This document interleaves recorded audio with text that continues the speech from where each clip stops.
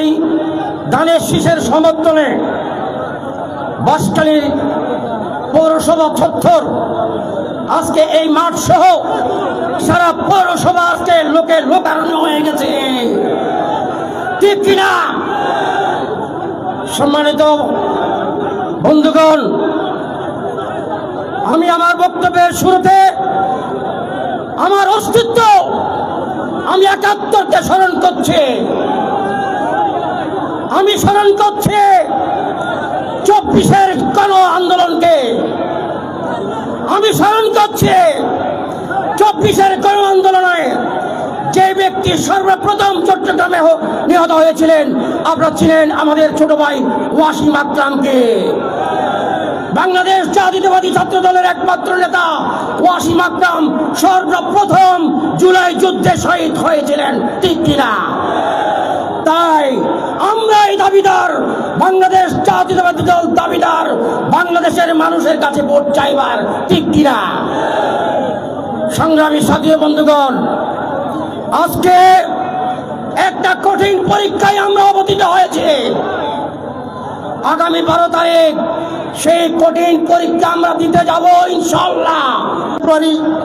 বাংলাদেশের ত্রয়োদশ জাতীয় সংসদ নির্বাচন, বাংলাদেশ জাতীয়তাবাদী বিএনপির পক্ষ থেকে মনোনীত প্রার্থী জনাব আলহাজ মিশকাতুল ইসলাম চৌধুরী বাপ্পাবাইকে ধানের শীষের মার্কায় ভোট দিয়ে আপনাদেরকে জয়যুক্ত করার জন্য হেফাজত ইসলামের পক্ষ থেকে বিনীতভাবে অনুরোধ করছি। আমার খুব ছিল, আমাকে বড় ভাই সম্মেলন করতেন, এবার সিরাজুর রহমান ওই বলে জানাইছে ইনশাআল্লাহ আসে নাকি বিএনপি কোনোদিন ওরমাই গ্রামের বিপক্ষে যাবে না, ইসলামের বিপক্ষে যাবে না, ইনশাআল্লাহ ইসলামের পক্ষে কাজ করবে।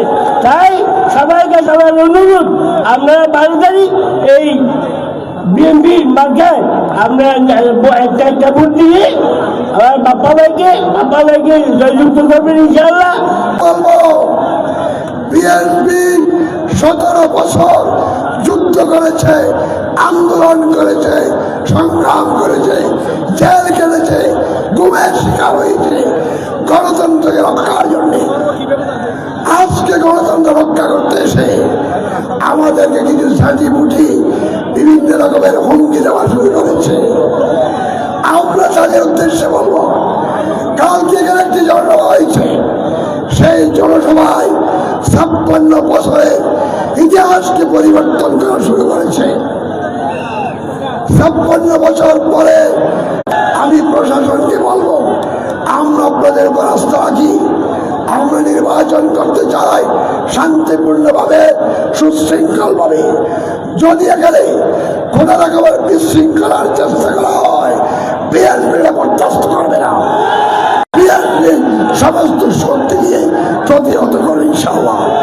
আমি আর বক্তব্য লম্বা করবো না, শেষ কথা হলো আগামী 12 তারিখের নির্বাচনে জাফর ইসলাম চৌধুরীর আত্মাকে শান্তি দেওয়ার জন্যে, জাফর ইসলাম চৌধুরীর স্বপ্নকে বাস্তবায়ন করার জন্যে, জাফর ইসলাম চৌধুরীর অসমাপ্ত কাজকে সমাপ্ত করার জন্যে, বেগম জিয়ার দেওয়া, তারেক রহমানের দেওয়া, তাদের চট্টগ্রাম দক্ষিণ জেলা বিএনপির সদস্য দেলোয়ার আজিমকে তাকে সালাম দেওয়ার জন্য বিনীত অনুরোধ জানাচ্ছি।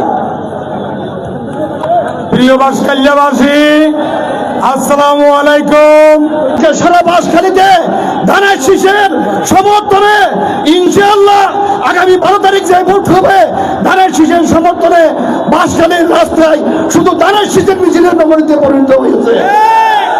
আমি সবাইকে আহ্বান জানাবো, আগামী 12 তারিখ ধানের শীষ মার্কা ভোট দিয়ে মিশকাতুল ইসলাম চৌধুরী বাপ্পাকে নির্বাচিত করে এই বাঁশখালীর উন্নয়নের সুযোগ দেওয়ার জন্য উদাত্ত আহ্বান জানিয়ে আমি আমার বক্তব্য শেষ করছি।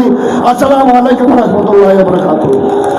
আমাদের সোনোয়ার নাজিমউদ্দিন, আমি ওনাকে মঞ্চে আসার জন্য অনুরোধ জানাচ্ছি। নাজিমউদ্দিনকে মঞ্চে আসার জন্য সোনোয়ার বিনীত করেছে। আমাদের বাংলাদেশ জাতীয়তাবাদী পরিবারের সকল ভাইদেরকে বিনীত অনুরোধ করছি, আপনার মাঠে আসছে আবার বেরিয়ে যাচ্ছে। আজকের মিটিং জনসভা ধানের শীষের জন্য নয়, বাঁশখালী মানুষের জন্য গুরুত্বপূর্ণ জনসভা। কষ্ট করে আপনারা মাঠে অবস্থান করুন, বের হয়ে যাবেন না, আধা ঘন্টা অপেক্ষা করুন। এখন বক্তব্য রাখার জন্য বিনিয়োগ চাচ্ছে বাংলাদেশ জাতীয়তাবাদী দলের বাঁশখালী থানার বিপ্লবী সাবেক আহ্বায়ক, সাবেক সভাপতি, 4 নম্বর ইউনিয়নের সুযোগ্য চেয়ারম্যান, সকলের প্রিয় মুখ মাস্টার লোকমান আহমদকে তার বক্তব্য রাখার জন্য বিনীত অনুরোধ জানাচ্ছি। বিসমিল্লাহির রহমানির রহিম। আতিয়ার এই সভার সম্মানিত সভাপতি, উপস্থিত আতিয়ার মধ্যমণি জনাব মিশকাতুল ইসলাম চৌধুরী পাপ্পা সহ আতিয়ার উপস্থিত নেতৃবৃন্দ, প্রিয় বাঁশখালীবাসী, আসসালামু আলাইকুম। অনার এমপি বানাইতে চান না, চাইলে হাজ করিবেন না। আর 2 দিন সময় আছে, দুদিন তলে 2 দিন যদি হাজ করেন তাহলে মিশকাতুল ইসলাম চৌধুরী পাপ্পা বাঁশখালী তো এমপি হবো এবং তারেক রহমান বাংলাদেশের প্রধানমন্ত্রী হবো। 13 তারিখ তুন এই বাঁশখালীর উন্নয়ন শুরু হবো। ইয়ান হয়ে অনারা ধন্যবাদ জানাই আর বক্তব্য শেষ করলাম।